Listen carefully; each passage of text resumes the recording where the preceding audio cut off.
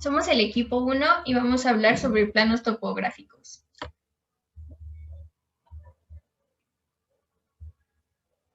La topografía es la ciencia que estudia el conjunto de principios y procedimientos que tienen por objeto la representación gráfica de una superficie terrestre desde posiciones relativas a puntos situados arriba, sobre o debajo de la superficie, o bien puntos de posición específica.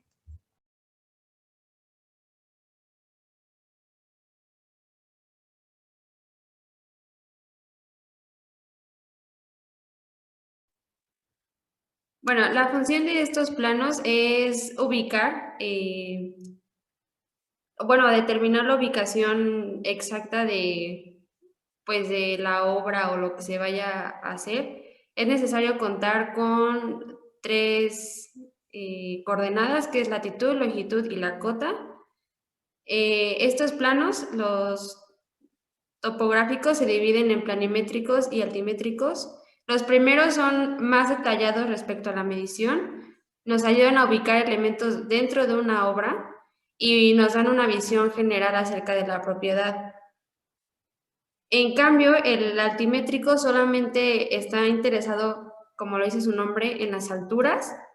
Va a dar la cota más detallada y pues en esta se pueden ver los relieves, la forma y relieve de un terreno.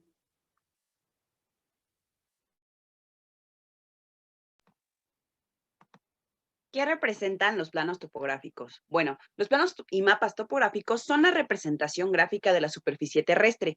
En ellos se ven representadas las variaciones del nivel del terreno a través de curvas a determinada escala. Además del relieve, se incluyen otras variables topográficas como la vegetación, los suelos, la red hidrográfica o localidades. Es importante entender que, a diferencia de los mapas topográficos, los planos se concentran en una zona más pequeña y concisa. Los planos topográficos brindan información acerca de la localización, forma, clase y dimensiones de los accidentes de la superficie terrestre, así como de los objetos que se sitúan de forma temporal o permanente sobre ellos, como edificaciones, cercas, ríos, lagos o bosques. Además, muestran las diferencias en las alturas que existen entre los accidentes de la Tierra, como pueden ser bosques o valles. Cuando sale un plano o mapa topográfico, se debe prestar atención a ciertas indicaciones, como el nombre del área o la zona representada, la exacta localización de la zona, la dirección del norte magnético o la escala en la cual está dibujada el plano. La escala máxima que tenemos que tener en este tipo de planos será de 1 a 1200. Como sabemos, el tipo de papel es importante, por lo tanto debemos de tener una cuadrícula especial. Esta se tendrá que tener de 10 centímetros de separación entre cada cuadro. Las referencias relevantes, como será una zona la cual vamos a tener que dibujar o hacer, tendrá que indicarse con nombre tanto de calles como de avenidas, caminos, manzanas cercanas que se estén plasmando en el plano. Además, deberá de llevar los nombres correspondientes y los nombres que colindan al área definida, así como en el caso de existir de algún rasgo, alguna característica especial que sea fácil de identificar a la zona. Los cuadros de construcción se deberán de incluir correspondientemente. Esto ya que al planear la máxima área registrada tienen que estar los cuerpos de agua más importantes, ya sean lagos, los mares, algunas lagunas o depósitos de agua natural, entre otros. También debemos definir un punto en donde se marque hacia dónde está el norte. Esto evidentemente porque se tiene que identificar fácilmente las coordenadas para tener una mejor ubicación. Así como el índice de hojas. Este tipo de puntos es muy importante ya que tendrá que definirse cuántas hojas tiene el trabajo, ya que a veces se necesitarán una o más hojas para terminar este tipo de plano. Además de que la escala se tendrá que indicar de tal manera que se pueda comparar con la escala que se utilizó en la elaboración del plano. Esto en un costado en la esquina inferior derecha.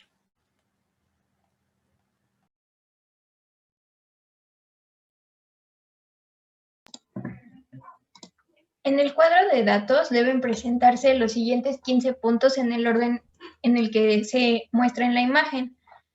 El logotipo y nombre de razón social de la dependencia, nombre del inmueble, número de plano asignado por la dependencia, registro federal inmobiliario, escala numérica, entidad federativa en donde se encuentra el inmueble, dirección completa del inmueble, municipio de la entidad federativa en donde se encuentra, nombre y firma del ocupante responsable del inmueble, nombre y firma del responsable inmobiliario de la dependencia, nombre y firma y cédula profesional del responsable del proyecto, nombre y firma y cédula profesional del responsable del levantamiento, nombre y firma y cédula profesional del responsable de cálculo, nombre y firma y cédula profesional del responsable de la revisión, nombre y firma del dibujante y por último la fecha de elaboración del plano.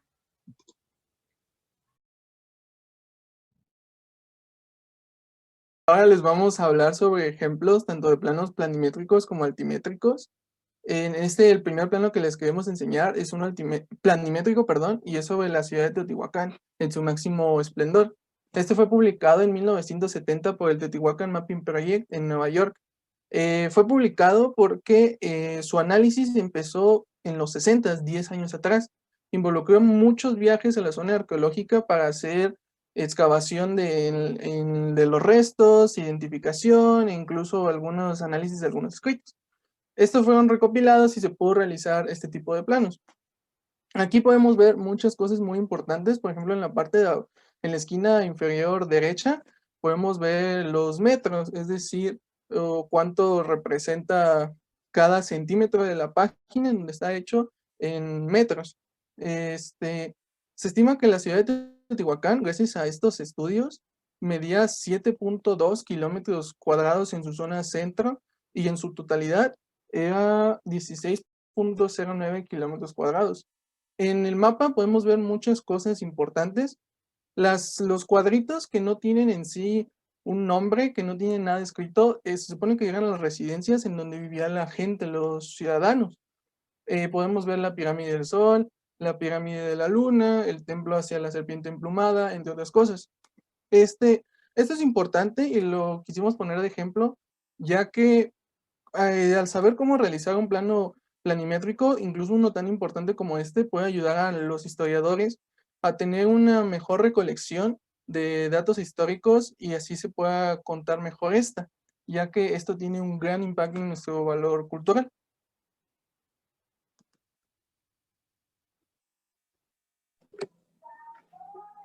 Otro ejemplo de plano planimétrico son los planos de afectación predial. Bueno, ¿qué es un plano de afectación predial? Es un documento gráfico elaborado a partir de los planos de diseño definitivo. En él se representa el predio afectado, además de las construcciones y mejoras en el mismo. También es muy importante incluir los cultivos o especies vegetales que están en el predio y las coordenadas que delimitan el área.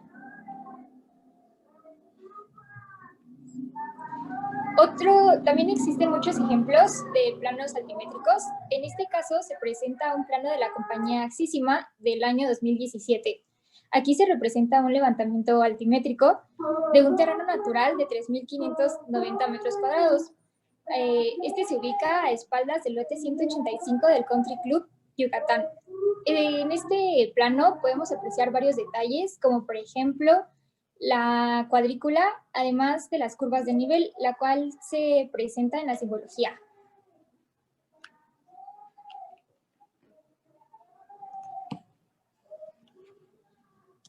Bueno, y el último ejemplo que les queremos dar de plano altimétrico es este. Es del mismo Country Club en Yucatán, pero este es el lote 145. La empresa Axísima fue la encargada de hacer este plano. La empresa Axísima es una que se encarga de prestar sus servicios topográficos de hacer este tipo de planos. Fueron contratados por el licenciado Alberto Miranda en 2017 para realizar un levantamiento altimétrico de este lote del Country Club en Yucatán.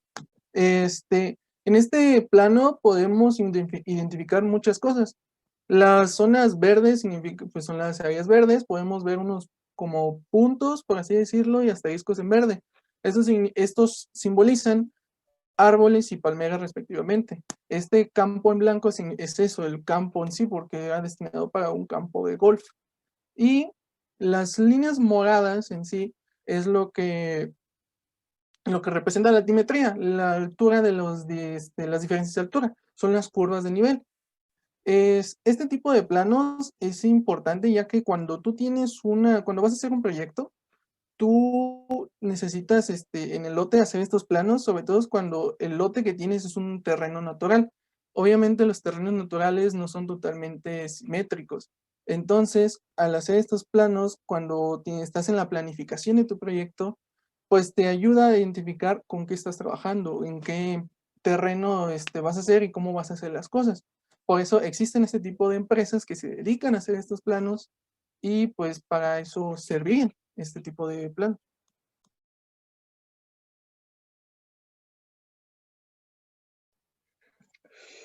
Bueno, yo les voy a hablar de los usos públicos. Los usos públicos son todos aquellos que tienen un impacto en toda la entidad federativa, en todo el país, por lo tanto son gubernamentales. Esto comprende todos los proyectos de CAPUFE, por ejemplo, de caminos y puentes federales, como se puede observar en la foto, los túneles o abajo en el ejemplo que tengo del tren interurbano México-Toluca. Ok, los usos públicos son indispensables para el uso agrícola porque definen la altura a la que, bueno, puedes ver la altura a la que está un terreno y la altura es indispensable para saber qué tipo de plantaciones puedes hacer para que tengan una producción eficiente. También para el uso de maquinaria, no siempre en todos lados puedes usar el mismo tipo de maquinaria. Por ejemplo, haciendo una mina, no siempre puedes ingresar con camiones muy grandes o no siempre el suelo es apto para realizar excavaciones con explosivos, también para analizar el tipo de derrumbes, la humedad del suelo, para todo eso es muy importante. Y siento que en lo donde tiene más aplicaciones es en la ingeniería civil, como por ejemplo podemos observar abajo en el tren interurbano México-Toluca, porque para todas las vigas de cuando es por medio de puentes, saber a qué altura van a estar, qué ancho deben tener, qué tipo de cimientos deben tener por el tipo de suelo en el que se encuentra. Podemos ver la distancia, el recorrido, la ruta y también comparte en conjunto de ingeniería civil con ingeniería ambiental, puede ser también que tenga una aplicación en saber qué tanto impacto ambiental va a tener un proyecto tan grande como el desarrollo de un tren interurbano, ya sea como o como por ejemplo el Tren Maya, ¿no? Que sabemos que va a estar en una zona donde hay mucha selva y pues te ayuda a analizar qué tanta tala de árboles va a haber, por qué cuerpos boscosos vas a tener que atravesar y si es viable un proyecto de este estilo o no.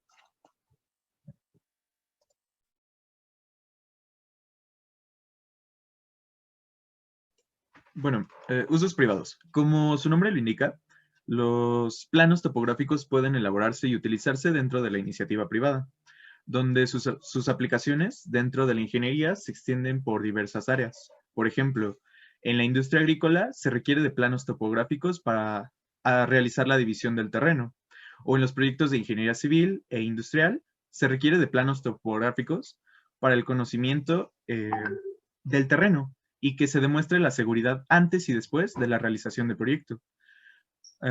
Otro ejemplo serían las concesiones que realiza el gobierno en algunos proyectos donde interviene la iniciativa privada, que requieren de planos que justifiquen el uso del suelo y que muestren que las construcciones cumplen con la normatividad que esté vigente.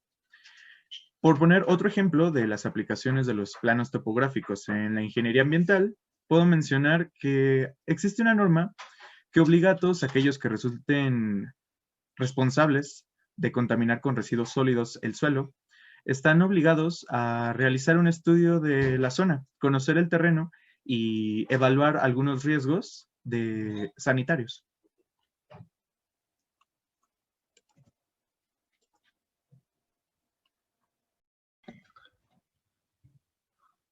Bueno, la simbología. Los planos usan simbología para representar de manera clara las apariencias o detalles de elementos naturales y artificiales que existen dentro de los planos. Para esto utilicé la categoría de la INEGI, que se divide en 5 partes. La primera sección habla de elementos generales. Los elementos generales pueden ser cuadrículas, escalas, marcos o coordenadas geográficas. Un ejemplo de estos es la cuadrícula. La cuadrícula está conformada de 4 líneas que se intersectan ortogonalmente y tiene un color cian, y están hechas a partir del sistema Universal Transversal Mercator. La segunda clasificación habla de la planimetría. La planimetría es el estudio de la topografía que se encarga de las técnicas y procedimientos para la representación a escala de un terreno. Dentro de esta categoría podemos ver que existen líneas eléctricas, líneas telefónicas, linderos y diversos elementos urbanos como puentes, avenidas, calles.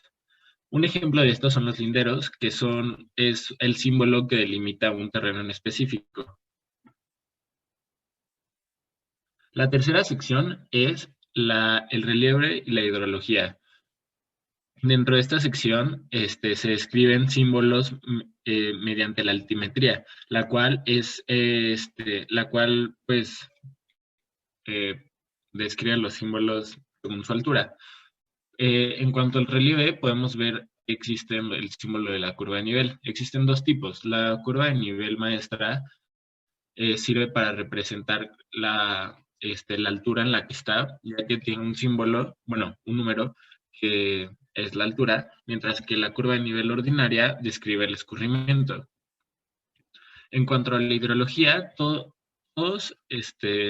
los cuerpos hidrológicos se representan de un color cian, y según la forma del cuerpo hidrológico y las estructuras que se encuentren, dentro de las que se encuentran los cuerpos, varía el símbolo. En este mapa podemos ver que está la cuadrícula. Aquí podemos ver las curvas de nivel, las curvas maestras con la altura, y también podemos ver algunos cuerpos como ríos. La cuarta categoría son las áreas. Las áreas son colores o texturas, símbolos que representan la función de cada terreno. Aquí podemos ver que existen las áreas de manzanas urbanas, las de manzanas rurales, los cementerios, los parques y jardines. Cada una tiene un distinto color, o en el caso de los cementerios, tiene símbolos dentro que hacen un fondo. También las áreas sirven para determinar áreas naturales, como pueden ser pantanos, salinas, zonas arenosas, y Malpais son las zonas volcánicas. En este mapa de Zacatlán podemos ver cómo, además de los linderos y los cuerpos de agua, también podemos ver algunas zonas urbanas o rurales según los colores. En este mapa del noroeste del país, donde se describen ciudades como Matamoros y Reynosa, que son en su mayoría ciudades industriales, podemos ver cómo se describe de color naranja, que es el color de las zonas industriales. Por último están los servicios. Los servicios representan los servicios que se encuentran para la población dentro del terreno. Pueden ser servicios médicos, centros de rehabilitación, centros de autobuses, rasgos arqueológicos, centros de readaptación social, que son las cárceles, o centrales de policía.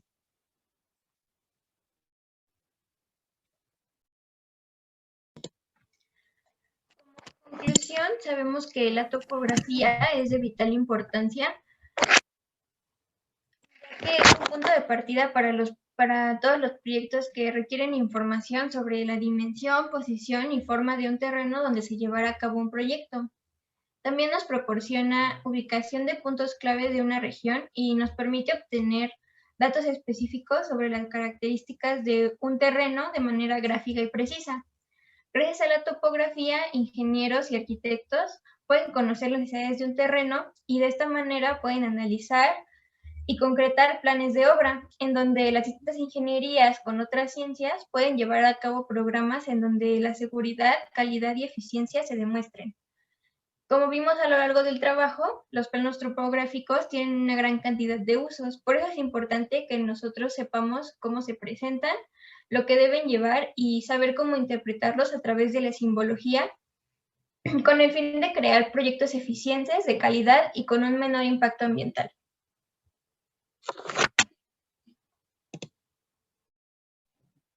Gracias por su atención. Fuimos el equipo 1, conformado por Fernanda Bonilla Garduño, Valeria Callejas Martínez, Patricio Canales Alarcón, Diego de la Cruz Arellano, Ian Elore Quintana, Andrés Tada Moreno, Jorge Vich Domínguez, Cosette Hernández González y Nadia Ruiz Juárez.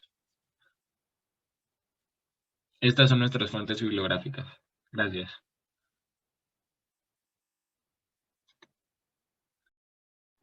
Y ya se acabó. Ok, ¿qué tal?